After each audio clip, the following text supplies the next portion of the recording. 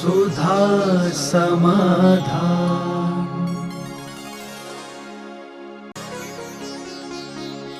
नमोस्तु गुरुदेव। ग्रहों को प्रभावित करने के लिए क्या हमें राशि रत्न पहनने चाहिए? राशि के अनुसार रत्न पहनने का निषेध नहीं, क्योंकि रत्नों का राशि से संबंध होता है, लेकिन ज्ञान होना जरूरी है। आपकी राशि यदि उचित है, समय सही है, तो रत्नों के प्रभाव पड़ते हैं। संपूर्ण रत्नों का ही प्रभाव पड़ेगा सो बात नहीं, लेकिन वो प्रभावहीन है सो बात नहीं। इसलिए अच्छा है कि राशि के अनुसार रत्न पहनते हैं तो ठीक ही है, और नहीं पहनते हैं तो कोई एक महान दोष नहीं है, लेकिन पहनते हैं तो सोने में सुहागा है। नमोस्तु गुरुदेव। भगवान की वेदी के आगे हम कांच लगा देते हैं, क्या यह सही है? कांच से पैक करना इसलिए जरूरी हो गया क्योंकि चूहे चिड़िया आदि गंदगी करते हैं, लेकिन वो कांच खुलना चाहिए।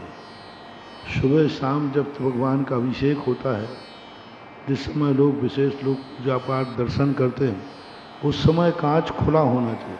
सामने का कांच बंद नहीं होना चाहिए। कांच के किवाड़ हो सकते हैं, जैसे किवाड़ बंद कर दे, लेकिन पूरा पैक कर दिया तो बहुत बड़ा दोष है, दृष्टि दोष है, नहीं होना चाहिए। नमोस्तु गुरुदेव। श्री समेत शिखर जी की यात्रा पर जाते समय वहां थकान के इंजेक्शन लग रहे थे, तो क्या हमें उन इंजेक्शनों का प्रयोग करना चाहिए? देखो, बीमारी की और दवाई के तो इंजेक्शन बात समझ में आती है।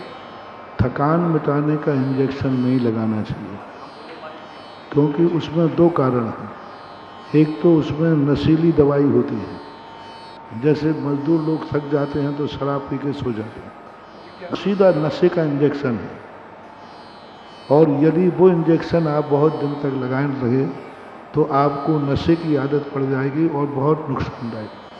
दूसरा एंटीबायोटिक है, उसके कारण से यदि एंटीबायोटिक दवाइयाँ जो ज़्यादा लिखते हैं, उनको प्लास्टिक एनीमिया यानी कैंसर की बीमारी होती है, जो बार बार में थोड़ा ही पेन हुआ, थोड़ा ही दर्द हुआ, थोड़ा ही सिर दर्द हुआ तो पेन किलर ले लेते हैं। अब ये पेन किलर जो दर्द की दवाई है, ये इतनी खतरनाक दवाई है कि ज़्यादा लेने पर कैंसर की बीमारी कैंसर कर देती है। प्लास्टिक एनीमिया का अर्थ होता है पूरी हड्डी हड्डी चूड़ा हो जाती है, सब नसें टूट जाती हैं, नरकों जैसी वेदना होती है, और वो होती है एंटीबायोटिक दवाइयों से। तो थोड़ी बहुत तकलीफ़ होती है तो उस तकलीफ़ को सहन कर लो, वो तकलीफ़ 2 दिन में ख़त्म हो जाएगी। लेकिन जो इंजेक्शन आपने दिया है वो बेहोशी का इंजेक्शन है, उसमें शराब का नशे का अर्क है और नींद का इंजेक्शन है, इसलिए वे इंजेक्शन नहीं लगाना। थकान आपकी शिखर जी की जो थकान है, कितने ही थक जाओ, 2 दिन के बाद थकान दूर रहती है। हम लोग तो थकते ही रहते बिहार में। अब कभी कभी 20 किलोमीटर 25 किलोमीटर चलते हैं, हम लोगों को प्रतिदिन थकान की अनुभूति होती है। 25-25, 30-30, 40-40 किलोमीटर भी बिहार होते, थकते कुछ नहीं है, एक दिन रेस्ट मिल जाता है, थकान दूर हो जाती है। थकान मिटाने के लिए कोई इंजेक्शन औषधि लेना, ये आपको जिंदगी को खतरे में डालना है, नहीं लगाना चाहिए। नमोस्तु गुरुदेव। मैं अपनी सकारात्मक सोच को आगे तक कैसे विकसित करूं? जो मोटिवेशन हमने शिविर में दिया है, यह मोटिवेशन अपने जीवन में जब भी तुम्हारे लिए कोई डिप्रेशन आए, उस समय इस मोटिवेशन को याद कर लेना। हम 24 घंटे में मोटिवेशन दे रहे, कभी ध्यान के माध्यम से, कभी पूजा के माध्यम से, कभी क्लास के माध्यम से। तो इन सूत्रों को अपने जीवन में रखो और इन सूत्रों का प्रयोग घर जाके करो। ये तो पढ़ाई है, यहाँ प्रैक्टिकल तो यहाँ से जाने के बाद है। नमोस्तु गुरुदेव। पूजा विधान आदि में जो राक्षस गण के नाम आते हैं, वह राक्षस किस प्रकार के होते हैं? पद्यों में एक अंत दीपक, मध्य दीपक, आदि दीपक होता है। तो देवों में राक्षस गण, राक्षस यानी भूत पिशाच राक्षस व्यंतर देवों के नाम हैं। वे राक्षस नहीं हैं, वो तो देव हैं, सुंदर हैं, उच्च गोत्री हैं। उनका गण का नाम रहा, जैसे भूत है, पिशाच है, राक्षस है, ये व्यंतर देवों के हैं। तो व्यंतरों से आदि लेकर के व्यंतर, भवनवासी, ज्योतिष, वैमानिक सबको आमंत्रित कर दिया। तो वहाँ पर ये है। और रावण आदि भी राक्षस नहीं थे, विभीषण आदि राक्षस नहीं थे, राक्षस इनका गण था। जैसे आप लोग कुंडलियों में देखते हैं, कुंडली में एक गण निकाला जाता है, किसी का मनुष्य गण, देवगण, राक्षस गण। तो राक्षस गण था। पहले इस राक्षस का गण का नाम था बलात्कार गण। जब कुंदकुंद स्वामी थे उस समय कुंदकुंद स्वामी की जो दीक्षा हुई थी वह बलात्कार गण में हुई थी। यानी उस समय गण बलात्कार गण आज हटा दिया गया। उसी को लगभग 16वीं 17वीं शताब्दी के बाद ये बलात्कार गण के स्थान पर राक्षस गण का नाम प्रयोग किया जाने लगा। ये कुंडली का गण है, इससे शरीर की आकृति से कोई मतलब नहीं। नमोस्तु गुरुदेव। कुछ लोग बोलते हैं जब से सुधा सागर जी महाराज आए हैं तब से शांति धारा शुरू हुई है, तो यह बात कहाँ तक सही है?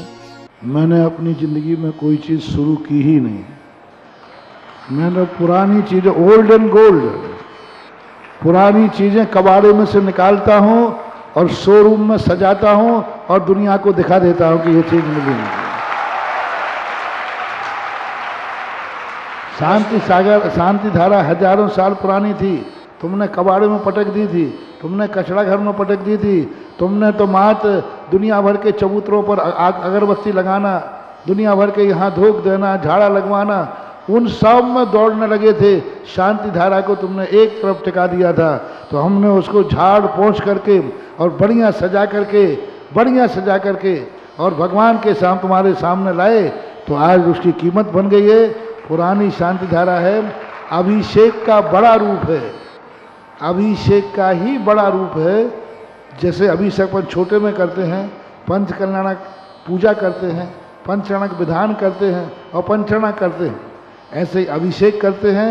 अभिषेक का बड़ा रूप शांति धारा है। और दूसरी बात, महान भाव, इन कुतर्कियों के चक्कर में मत पड़ो। आप तो हाथ कंगन को आरसी क्या, पढ़े लिखे को फारसी क्या। अपन को तो शांति धारा से लाभ लाखों को हो रहा है, तो अपन को सामने प्रत्यक्ष है, उसमें क्या विकल्प। और जिसने शांति धारा का विरोध किया, अभी तक का रिकॉर्ड है, उनको आकर के पश्चाताप करके वही शांति धारा कराना पड़ी। जयपुर के ऐसे हजारों लोग हैं, ऐसे लोग जिन्होंने शांति धारा अभिषेक का बहुत बुरा भाव करते थे। ये कोई धर्म है क्या? एक धर्म है। उन्होंने लाखों की शांति धारा लेके कराई। और मैंने कहा भैया आप तो विरोध करते थे। अरे महाराज आप तो क्षमा करो। मैंने कहा तुम्हारी शांति धारा तो नहीं कराऊंगा मैं तो अपने भक्तों की शांति धारा कराता हूँ, दुश्मनों की थोड़ी कराऊंगा। कराना पड़े। आप तो देख लेना, जिनने विरोध किया हो उनका नाम नोट कर लेना। एक दिन वो नाक रगड़ते हुए इसी शांति धारा कराएंगे। आप भाग्यशाली हैं, इनकी बातों में मत आओ। जो विरोध कर रहे हैं वे तुम्हारे कौन हैं? तो तुम उन विरोधियों की बातें सुनते क्यों? तुम तो गुरु की बात सुनो ना, बात खत्म हो गई।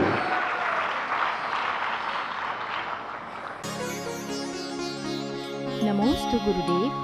आचार्य श्री शांति सागर जी महाराज में ऐसा कौन सा सम्मोहन था कि उन्होंने छोटी सी उम्र में दीक्षा ले ली थी?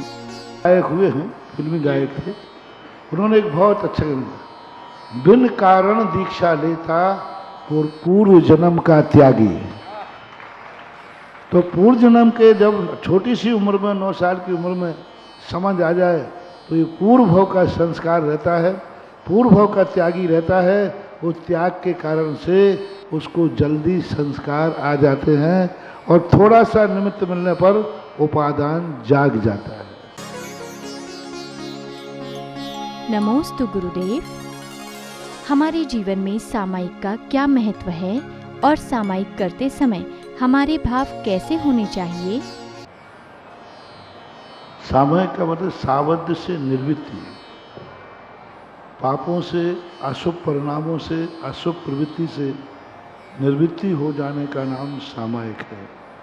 नियत काल में अशुभ का आसारम परिग्रह से युक्त हो जाना वह सामायिक कहलाती है। क्षमता भाव को सामायिक कहते हैं। सभी प्रतियों के प्रति शाम भाव करना, सत्वेषु मैत्रिम गुणशु प्रमोदम, ये सामायिक कहलाती है। तो इस प्रकार के गृहस्थों के लिए नियतकालीन सामायिक का विशेष महत्व होता है।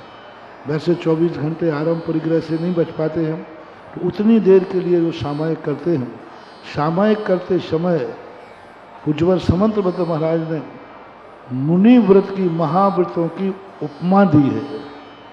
चेलोप श्रेष्ठ मुनिरु, जिस समय श्रावक सामायिक में बैठता है तो ऐसा प्रतीत होता है जैसे किसी मुनि महाराज ने उसके ऊपर वस्त्र डाल दिया हो। तो ऐसी अच्छी उपमाएं सामायिक के समय हो जाती हैं, सामायिक कहते हैं। नमोस्तु गुरुदेव। मंदिर में एक बार अभिषेक होने पर क्या हम पुनः अभिषेक कर सकते हैं? सामाजिक व्यवस्थाएं हैं। एक बार अभिषेक होने के बाद पुनः उस वेदी पर बार बार भगवान को उठाना उचित नहीं है, ठीक नहीं है। एक बार भगवान उठने के बाद भगवान पुनः गादी पर पहुंच जाते हैं तो फिर भगवान को बार बार उठाना उचित नहीं है। कोई विधान अनुष्ठान हो वो बात अलग है, व्यवस्था यही होना चाहिए।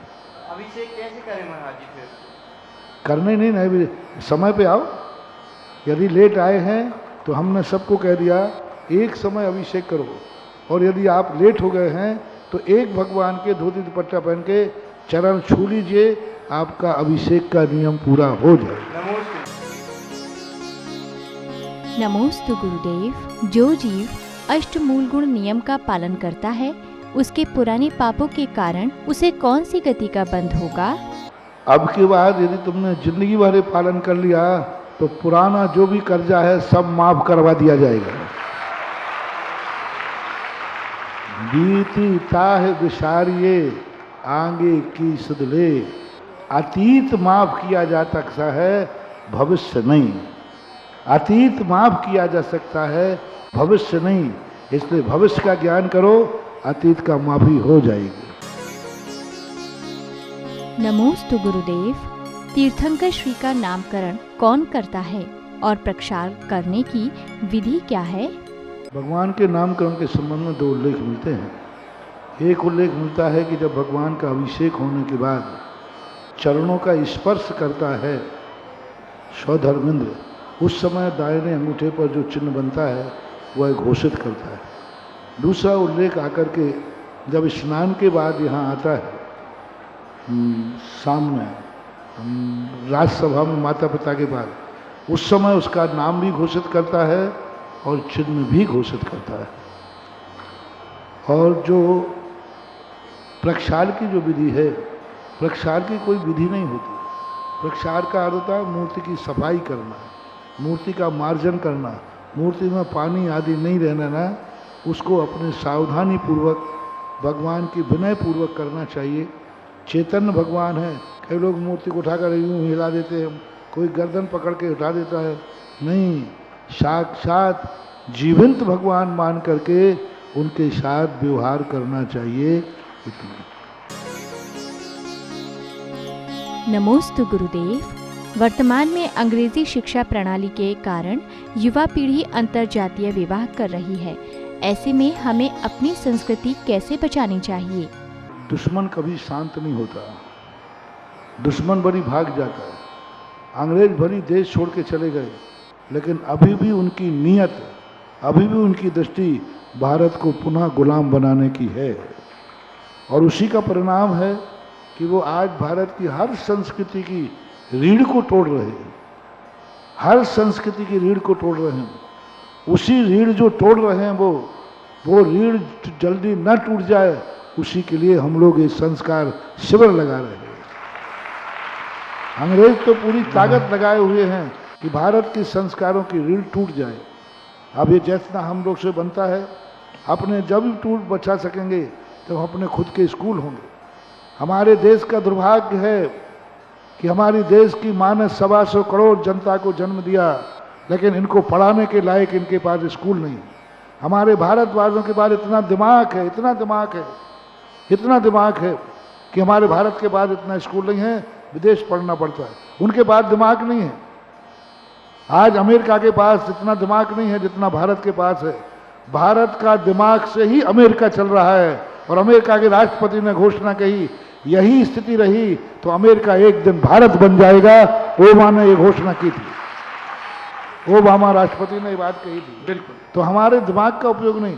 हमारे भारत में यदि बीमार हो जाए तो हमें दवाई नहीं है, हमें विदेश से दवाई लेना पड़ती है। तो ये कुछ चीज़ें ऐसी हैं जो हमें राष्ट्र को चेतना पड़ेगा।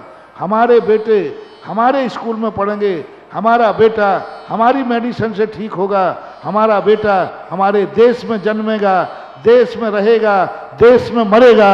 ये नारा जब लगेगा तब ये संस्कृति बच जाएगी। नमोस्तु गुरुदेव।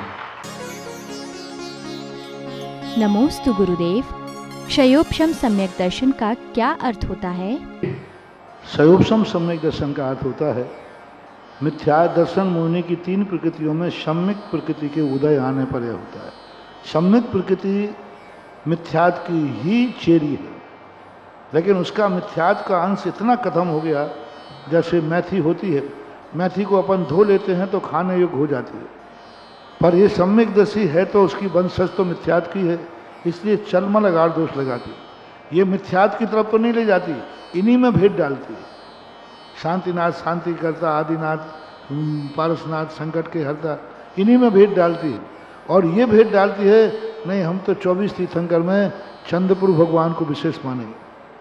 तो उसने क्या किया कि इसी में भेद डाल दिया, अब दूसरा तो रहा नहीं। तो उन्होंने कहा नहीं मैं तो एक भगवान पर विशेष श्रद्धा है, और ये होता है।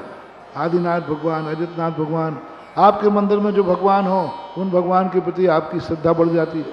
तो ये सम्यक प्रकृति के कारण से इसके लिए गोमट सार में आया बूढ़े की लकड़ी।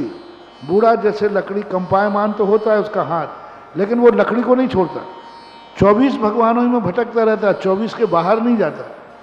तो ये जो अगाड़ दोष होता है, अगाड़ यानी भगवान के बाहर नहीं जाएगा, लेकिन उन्हीं भगवानों में से किसी भगवान को प्रति विशेष आस्था रखता है, कारण कुछ भी हो सकता है।